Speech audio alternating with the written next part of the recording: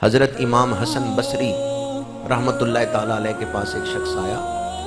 اس نے کہا حضور میں رات کوزے میں پانی رکھ کے اپنے سرہانے سوتا ہوں کہ صبح اٹھ کے مجھے پانی کھینچنے کی کنویں سے نکالنے کی تکلیف نہ ہو.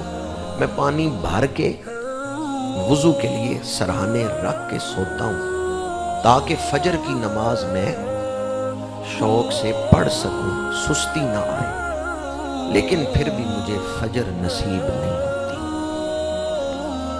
حضرت امام حسن بصری نے فرمایا تیرے گناہ ہیں جنہوں نے تجھے جکڑ رکھا ہے، اس کی وجہ سے تجھے توفیق نہیں ملتی.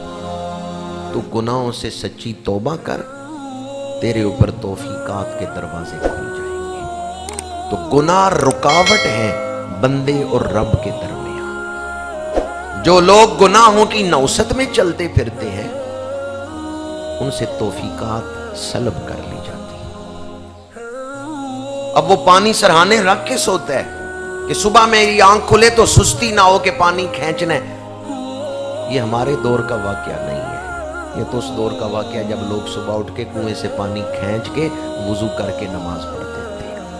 اس دور میں تو لوگ ایسے تھے جو تہجد کے وقت اٹھ کے کنویں سے پانی کھینچ کے، تہجد کے وقت اٹھ کے کنویں سے پانی نکال کے وضو کر کے تہجد پڑھتے تھے.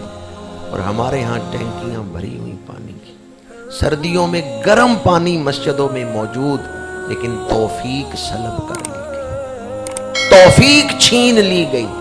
سبب کیا ہے؟ امام حسن بصری نے فرمایا تیرے گناہ ہیں جنہوں نے تجھے جکڑ رکھا ہے، اس وجہ سے تجھے توفیق نہیں مل رہی. گناہوں کی نحوست. تو اس لیے ماہ رمضان آنے سے پہلے سچی توبہ کر لیں، پختہ ارادہ کر لیں کہ یا اللہ گزشتہ زندگی میں جو گناہ ہوئے وہ ہو گئے، آئندہ میں اپنے آپ کو گناہوں سے بچاؤں گا. ارادہ پختہ کریں. پھر اگر گناہ ہو جائے تو مایوس نہ ہو، پھر توبہ کر لیں. رب نے توبہ کا دروازہ کھلا رکھا ہے، لیکن ارادہ کریں کہ آئندہ میں اپنے آپ کو گناہوں سے بچاؤں. جب تک یہ ارادہ قائم ہے، چاہے 70 دفعہ توبہ ٹوٹے، بندہ پھر توبہ کرتا ہے. اللہ تعالیٰ کی بارگاہ سے اس کے لیے مایوسی نہیں ہو. لیکن ہم آج اس المیے میں مبتلا ہیں. ہم اپنے نفس لوامہ اور نفس امارہ ان دونوں کو بیا وقت لے کے چلنا چاہتے ہیں. میں یہ چاہتا ہوں میرے اندر نفس لوامہ بھی موجود رہے اور نفس امارہ بھی موجود رہے، یعنی برائی بھی میں کرتا رہوں، اپنے آپ کو ملامت بھی کرتا رہوں، اور میں رب کو بھی راضی کروں. میں گناہ بھی کرتا رہوں، میں اپنے آپ کو ملامت بھی کرتا رہوں، غلطی ہو گئی، اور پھر میں رب کو بھی راضی کروں. دو رنگی چھوڑ دے یک رنگ ہو جا، سراسر موم ہو یا سنگ ہو جا.